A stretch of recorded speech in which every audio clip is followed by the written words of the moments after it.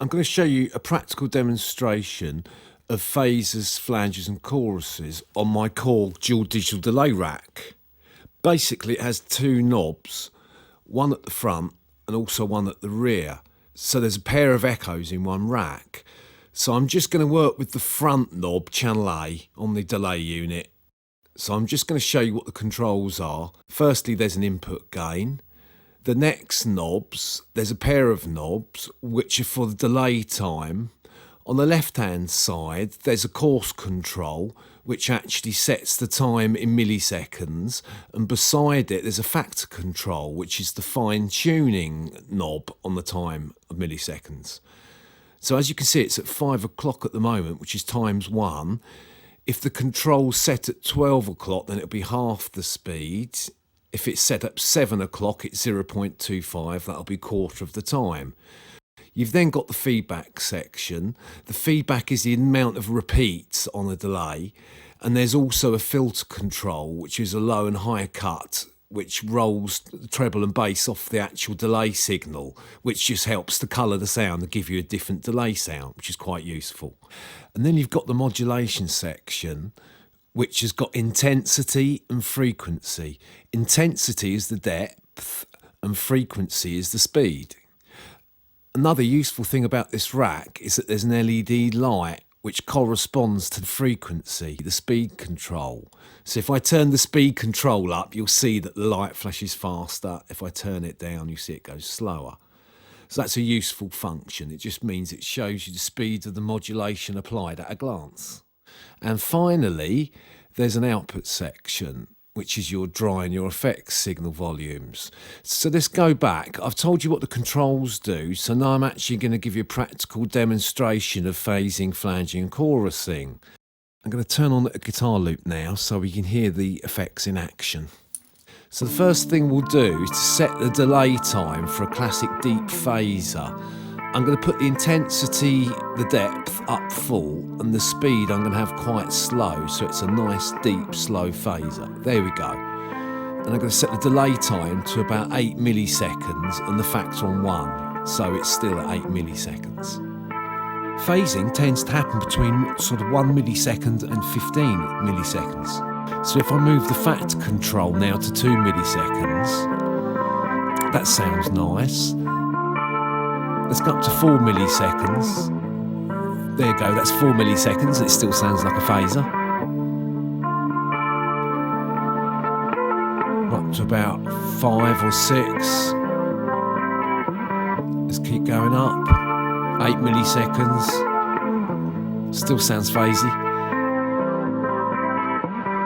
So we've heard the phaser demonstrated between 1 and 8 milliseconds. I'm going to change delay time to 32 milliseconds. It's set up 7 o'clock, it's 0.25, that'll be quarter of the time. But you can hear it's starting to sound more flangy. So we're at 8 milliseconds. 10, 12. You can hear it's starting to sound flangy now, rather than phasey. We're at about 15 milliseconds, and we're starting to turn to flanger. So generally between 15 and 30 milliseconds is flanging. So this is 16 milliseconds, halfway. As I increase it. So now we're at 32 milliseconds, and you can hear that sounding really flangy. When it comes to phasers and flangers, the actual controls are the same, but it's purely down to the speed of the delay, the speed that the waves are apart from each other. That determines whether it's a phaser or a chorus, but they're basically the same thing. But it's the delay time that's been changed that gives the effect the different sound. Let's change the setting now up to 128. Well, in fact, I'm going to halve it, 64 milliseconds.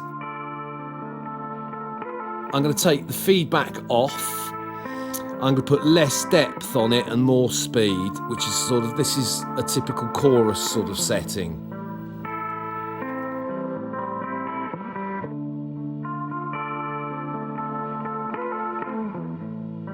A chorus sound then, I've set the delay onto 128. What I'm going to do is put the factor on quarter. So we're basically on 32 milliseconds at the moment, back where we were with the flanger. I've brought the depth right down and I brought the speed up a bit, which is more like a chorus setting now. No feedback. So what I can do now is move the delay time up from 32 milliseconds and you'll hear it starting to sound more chorusy. So we're at 64 milliseconds now. And that's sounding more like a chorus. Let's go up a bit. So about 80 milliseconds, 90 milliseconds. Let's put a bit more depth on.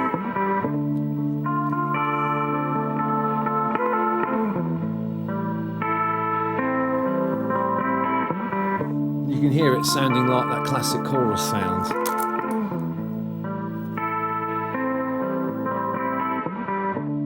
So it sounds really nice around there, which is around 64, 70 milliseconds.